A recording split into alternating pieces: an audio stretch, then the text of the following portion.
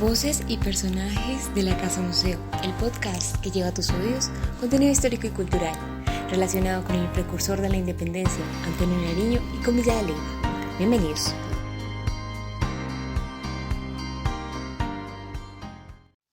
Hola, ¿qué tal? Buenas tardes para todos. Nos encanta que nos oigan en este nuevo capítulo de Voces y personajes de la Casa Museo.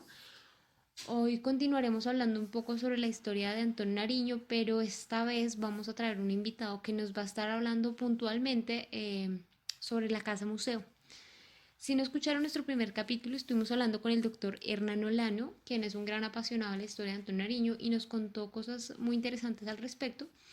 Y si no pudieron escuchar este capítulo, lo pueden oír por nuestra cuenta de SoundCloud, donde nos encuentran como Casa Museo Antonio Nariño. Y próximamente estaremos subiendo todo este contenido a nuestro canal de YouTube. Entonces, ya entrando puntualmente en este capítulo para el día de hoy, aunque la virtualidad ha sido el camino idóneo para seguir acercando el contenido cultural a los visitantes virtuales, por así decirlo, no hemos tenido la ocasión para hablarles a fondo sobre la historia y sobre algunos datos interesantísimos de la Casa Museo, es decir, del recinto como tal. Así que sin más, les presentamos a nuestro invitado para el día de hoy. Él es Juan David Meléndez, es historiador de la Universidad Javeriana, magíster en Historia de la Universidad Pedagógica y Tecnológica de Colombia, candidato a magíster en Museología de Iberomus en España y actualmente es quien se desempeña como el director de la Casa Museo. Juan David, muy buenas tardes, ¿cómo está? ¿Cómo le ha ido? Hola, buenas tardes. Un saludo cordial para todos. Bien, muchísimas gracias. Bueno, entonces empecemos por el principio. Muchos de los que conocemos la Casa Museo sabemos que en esta casa falleció Antonio Nariño y es por esta razón que la Casa Museo lleva su nombre y le rinde un homenaje. Pero, ¿cuál es esa historia que hay de la Casa Museo y hace cuánto tiempo está abierta al público?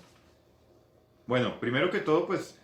hay que hablar un poco de lo que es la historia de la casa como tal, del inmueble,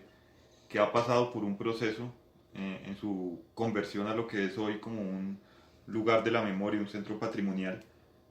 Desde hace un par de siglos se conoce pues que su historia ha variado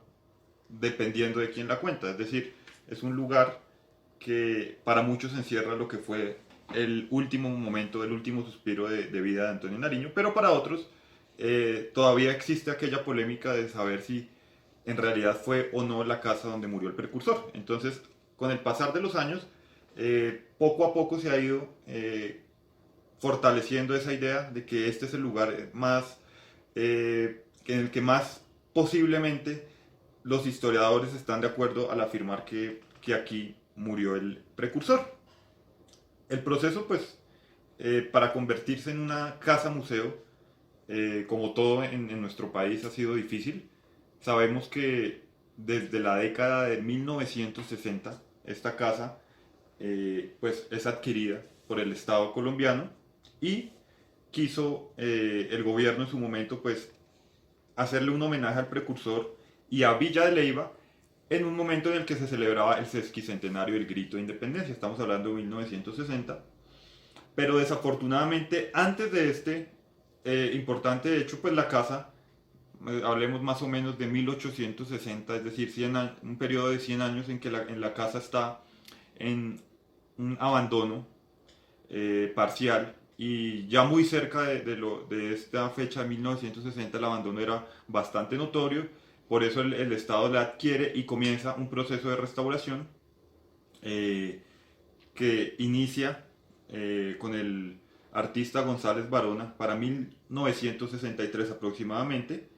básicamente para evitar su desaparición, teniendo en cuenta pues, la historia que había detrás de este inmueble. Entonces es un proceso que desafortunadamente inicia pero no se culmina y es solo hasta 1968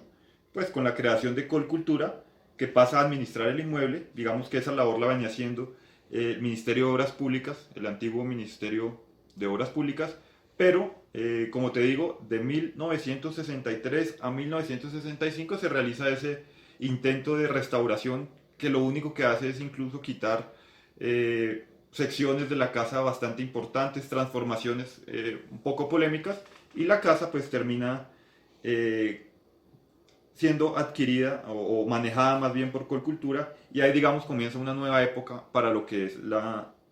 institución, el inmueble, perdón.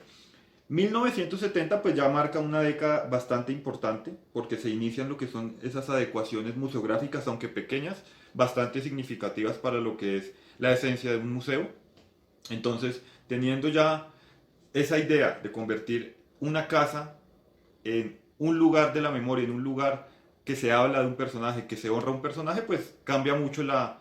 dinámica y se empieza a hablar ya de un museo, se empieza a hablar de un plan, se empieza a hablar de visitas, se empieza a hablar de lo que se le quiere mostrar a la gente, se empieza a hablar de un discurso. Entonces, para mí es fundamental hablar de 1970, de esa década sobre todo, pues como el nacimiento de la Casa Museo. Y ya, pues después, lo que fue la llegada del nuevo milenio, el surgimiento del Ministerio de Cultura, el apoyo del programa de fortalecimiento de museos, pues ya empieza esa era moderna en la que vemos surgir a la Casa Museo como una entidad cultural referente patrimonial de Villa de Leyva y sobre todo de este importante personaje. Entonces vienen las renovaciones museológicas, museográficas. Estamos hablando de importantes cambios que se presentan, por ejemplo, en el 2003, en el 2012, en el 2015, algunas mejoras en la estructura de la casa, inclusión de planes o guiones museológicos que nos hablan un poquito más del personaje, un poquito más del entorno, del contexto histórico de ese lugar. Y digamos que a partir de ese momento, pues nosotros empezamos a pensar en una casa que más allá de ser un lugar en el que se recibe a los visitantes, que se habla del personaje, también es un lugar que propicia el debate, un lugar que invita a la gente a conocer, a preguntar, a hablar un poco más allá de lo que puede ser una simple visita a una casa. Entonces, la idea, por ejemplo, ahorita con nuestro plan de renovación museológica, vamos a abordar con bastante fuerza ese tema importante de lo que son los derechos humanos. Recordemos que Antonio Nariño es el primer traductor del francés al español de los derechos del hombre y del ciudadano en 1794, cuando él realiza esa loable labor. Entonces queremos nosotros que esta casa se convierta en la casa de los derechos humanos, por ejemplo, también una casa en la que se hable de la libertad de prensa, por ejemplo, una casa en la que las personas sientan que pueden venir a aportar, que pueden venir a dejar su granito de arena con su comentario, con su opinión, con sus preguntas, y que no solo se quede en el personaje, en los datos históricos o en ver piezas bastante llamativas, sino que la gente conozca un poquito y se atreva a preguntarse un poquito más sobre la labor y sobre el legado del precursor. Curiosamente, hace 8 días en nuestro primer podcast estuvimos hablando con el doctor Hernán Olano y él nos hablaba un poco sobre esta polémica, justamente sobre cuál es la casa en la cual fallece Antonio Nariño, y él nos decía que pues a través de todo lo que ha estudiado, considera que la que está actualmente funcionando como la Casa Museo Antonio Nariño es la casa donde falleció. Entonces, ¿cómo podemos pues seguir hablando de este tema y cómo podríamos llegar a desvelar por completo este misterio? Bueno, el doctor Olano es una autoridad en cuanto a lo que es la historia de Antonio Nariño y sobre todo su paso por Villa de Leyva. Y pues coincido con él en el sentido de que es un lugar que se soporta por la evidencia historiográfica, que muy posiblemente fue allí donde murió el precursor, pero no podemos negar también que hay otra corriente historiográfica, otros historiadores que aseguran que es otro predio en el que murió Antonio Nariño. Yo pienso que más bien lo importante aquí es todo ese camino que se ha recorrido, como te digo, desde el siglo pasado, cuando se toma esa iniciativa de rendirle un homenaje a este hombre, Antonio Nariño, y a Villa de Leyva, por ser el lugar donde él pasó su último día de vida, su último periodo de vida. más allá de saber dónde es específicamente la casa, lo importante es tener claro el legado de este personaje, tener claro lo que le dejó al municipio, el reconocimiento que le queda a Villa de Leyva por haber muerto en ese municipio. Entonces, lo importante es tener claro que Nariño fue el hombre que nos habló de república, fue el hombre que nos habló de independencia cuando eran pocos los que se atrevían a hacerlo. Y Villa de Leyva puede ser reconocida también por ese hecho. Entonces, la Casa Museo Antonio Nariño, más allá de pronto ponernos a pensar si fue o no fue, es el lugar que le rinde ese merecido homenaje al municipio. Entonces, para mí, la historia lo dirá más allá de los documentos, lo dirá con ese legado que se mantenga vivo y la museología y nuestra museografía, nuestras exposiciones, nuestra investigación, nuestras visitas guiadas nos pueden aclarar muchísimo ese tema. Estoy completamente de acuerdo con usted en ese sentido. Considero que aunque efectivamente es importante saber, pues de la mejor manera, de la forma más verídica, todo sobre la historia del precursor, se debería enfocar un poco más efectivamente en ese aporte que se le está haciendo a Villa de Leyva. Usted al comienzo nos mencionaba que en la Casa Museo empieza a ser una referencia cultural para Villa de Leyva. En ese sentido, ¿qué podemos decir que le aporta la Casa Museo a este municipio? Bueno, teniendo en cuenta la importancia y la dinámica cultural que hay en Villa de Leyva, la historia, el patrimonio, toda esa cultura que se respira por las calles de Villa de Leyva, nuestra casa museo viene como a complementar esa magia que hay en el municipio y nuestro trabajo pues básicamente es como mostrarle a la gente el legado, la vida, el aporte de un hombre, el llamado precursor de nuestra independencia, y cómo un centro de la memoria como lo es un museo puede llegar a transformar un poquito esa mentalidad de las personas que van a visitar la casa quizás con otras expectativas. Entonces lo que siempre, digamos, buscamos nosotros es aportar en cuanto a conocimiento histórico, en cuanto a esa reflexión social, si se quiere política,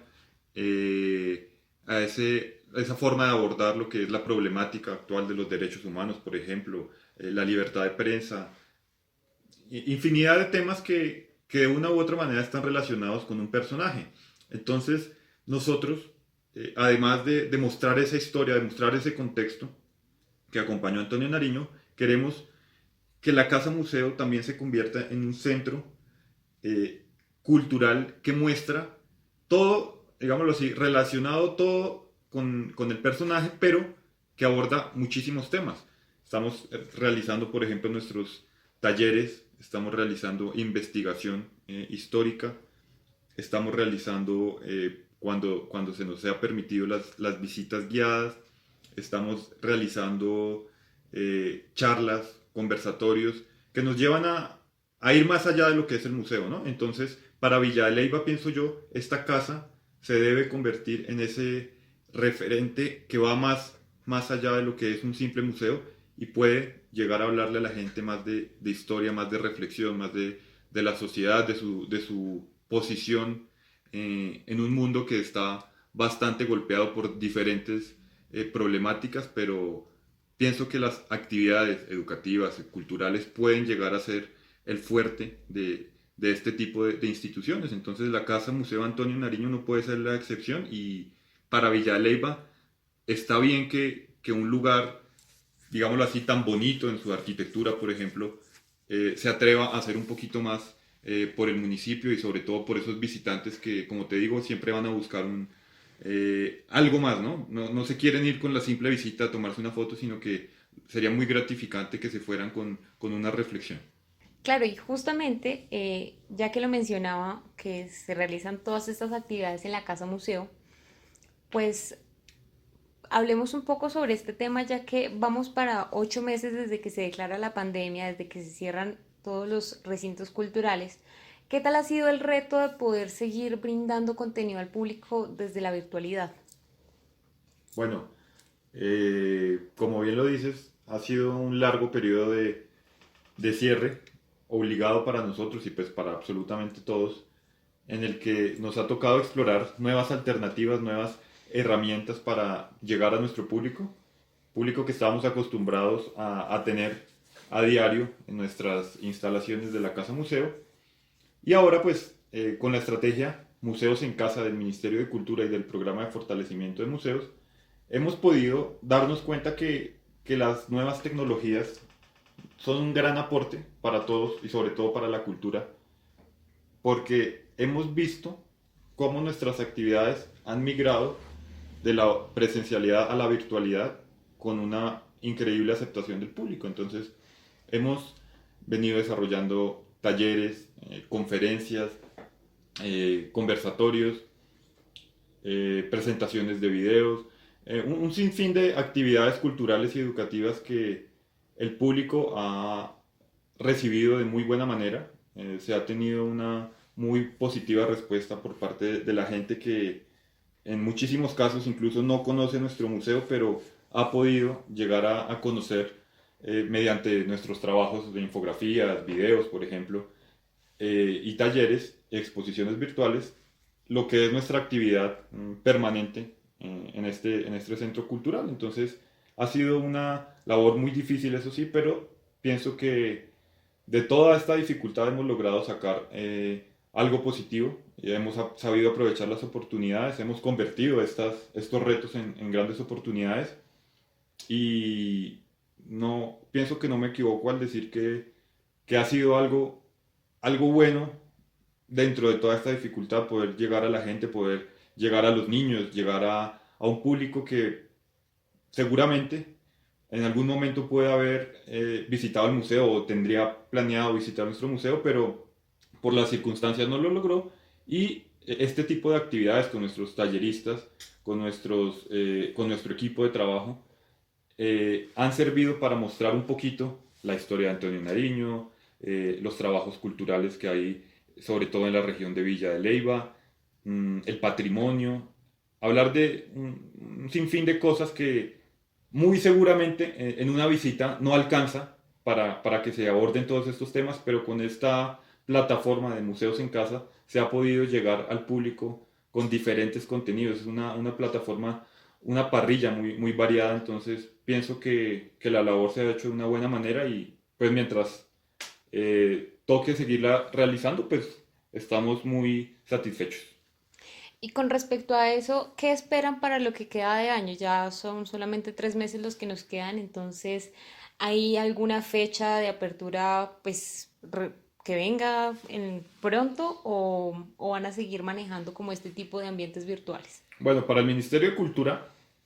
como para la Casa Museo Antonio Nariño, lo principal es la seguridad de nuestros visitantes, ¿no? Entonces, se trabaja, obviamente ya tenemos elaborado nuestro debido protocolo de bioseguridad, se presentó al ministerio, está en revisión y estamos trabajando concienzudamente en lo que es ese perfeccionamiento de esas medidas, pero digamos, para nosotros lo más importante es tener la certeza, la tranquilidad de que los que nos vayan a visitar eh, puedan tener un recorrido seguro, un recorrido confiable por nuestras instalaciones y por eso estamos, digamos así, trabajando todavía en el perfeccionamiento de este protocolo. Mientras tanto, seguiremos trabajando en nuestras plataformas digitales, nuestras actividades culturales y educativas de manera virtual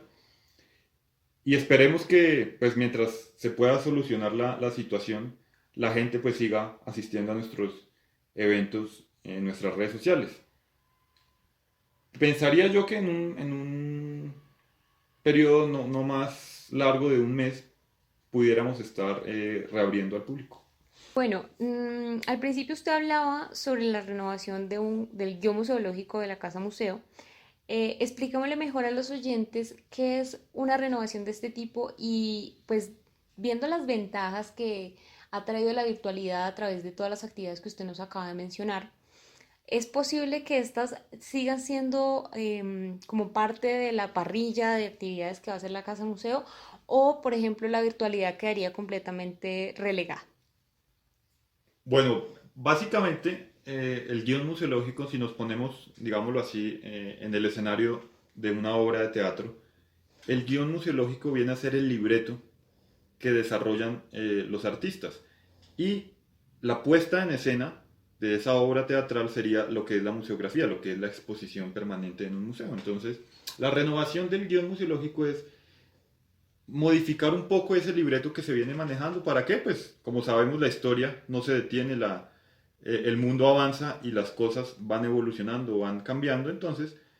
la museografía, la museología no es la excepción. Entonces nosotros buscamos cambiar un poco esa dinámica, ese discurso que se viene manejando en la Casa Museo y queremos estar como actualizados con lo que es la realidad social actualmente. Como podemos darnos cuenta, por ejemplo, el tema de los derechos humanos, eh, la censura de prensa, todo ese tipo de cosas son temas que nos afectan a todos y un museo, pienso yo que está en la responsabilidad, sobre todo en un museo como el nuestro, está en la responsabilidad de abordar esos temas que pueden resultar polémicos, pero es, digámoslo así, éticamente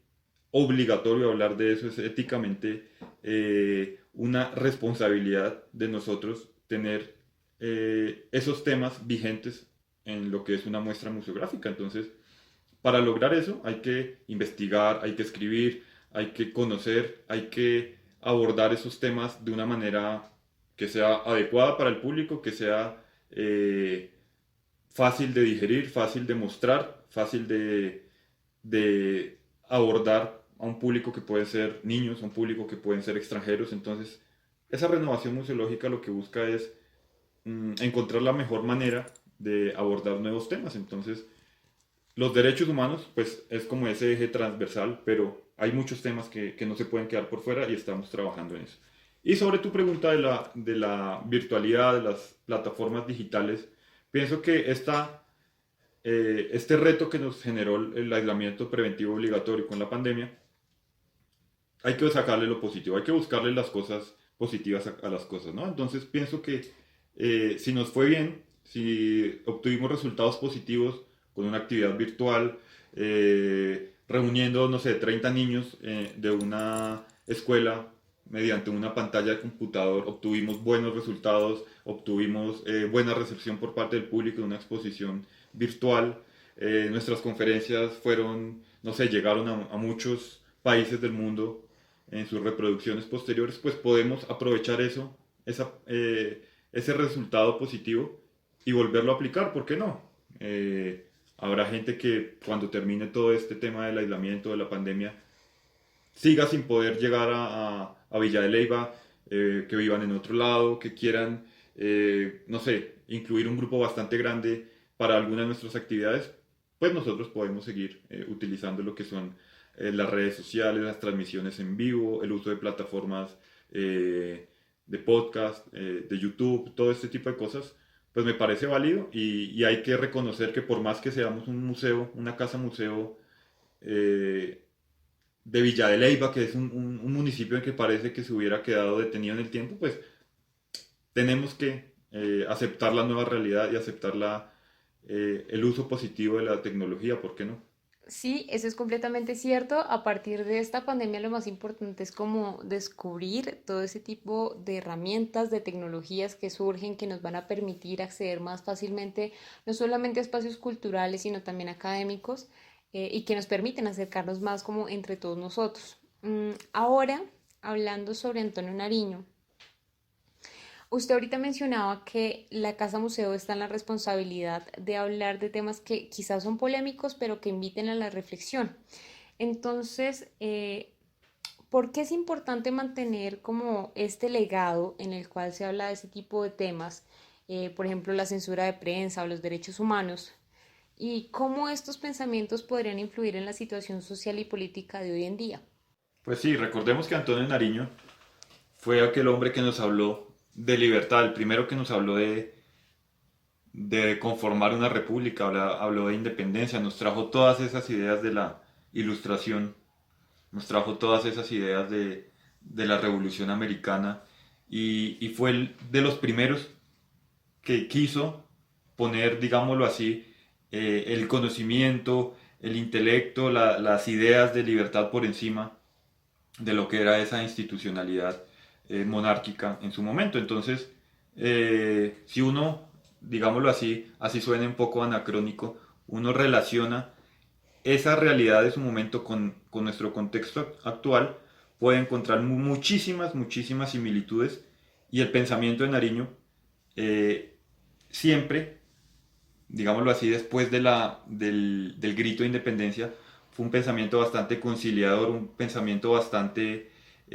sensato a la hora de plantear la unión como única respuesta al fin de la tiranía, ¿no? Entonces, en esta época de tanta polarización que se ve por ahí, un pensamiento como el de Nariño sería el resultado o la respuesta mejor a tanto conflicto. Antonio Nariño siempre quiso hablar de una nación libre, de una nación sobre todo unida, sin oportunidades para que los españoles pudieran aprovecharse de las divisiones y retomar el control, cosa que finalmente se dio. Él lo vaticinó en su bagatela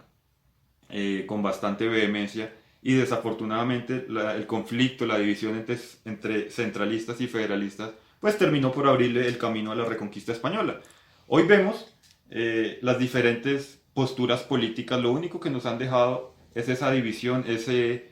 desorden institucional, esa inconformidad social que hoy se refleja en las calles. Entonces, el pensamiento de Nariño hubiera sido de gran aporte en la actualidad, y estoy seguro que un hombre como él hubiera podido llevar el estandarte de una nación libre y soberana. Bueno, Juan David, muchísimas gracias por este espacio que nos ha brindado hoy para nuestro episodio de Voces y Personajes de la Casa Museo. Esperamos que tenga una feliz tarde. Bueno, muchísimas gracias y un saludo para todos los oyentes de este podcast. Los esperamos en nuestras diferentes actividades que tenemos en todas nuestras redes sociales. Por favor, recordémosle a todos nuestros oyentes cuáles son las redes sociales de la Casa Museo. Bueno, nos encuentran en Facebook como Antonio Nariño, en Instagram como Casa Museo Antonio Nariño, en YouTube Antonio Nariño,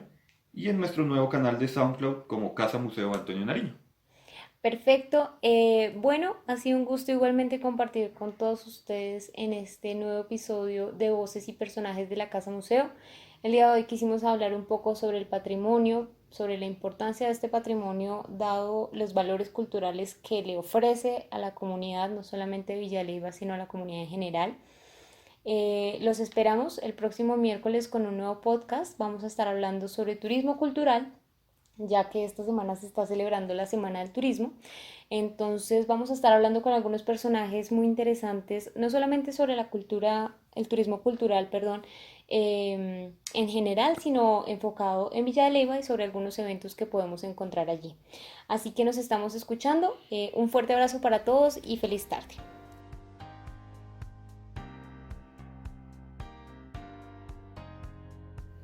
Voces y personajes de la Casa Museo, el podcast de la Casa Museo Antonio Nariño.